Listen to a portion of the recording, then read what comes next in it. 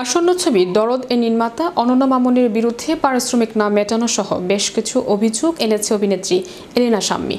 প্রাথমিকভাবে বিষয়টি নিয়ে সরাসরি অনন্যা মামুনের নাম না জড়ালেও পরোক্ষভাবে বোঝানোর চেষ্টা করেছেন এই অভিনেত্রী। কিন্তু অভিনেত্রী এমন অভিযোগের জেরে বিষয়টি গায়ে নিয়ে বসেন অনন্যা মামুন। এলিনাকে নিয়ে দেন নানান বিস্ফোরক মন্তব্য। এক পর্যায়ে বাধ্য হয়ে অনন্যা মামুনের বিরুদ্ধে বিস্ফোরক তথ্য ফাঁস করলেন এলিনা। এলিনা গণমাধ্যমকে বলেন, ভারতের দরদ সিনেমায় ১৯ দিন শুটিং করেছি।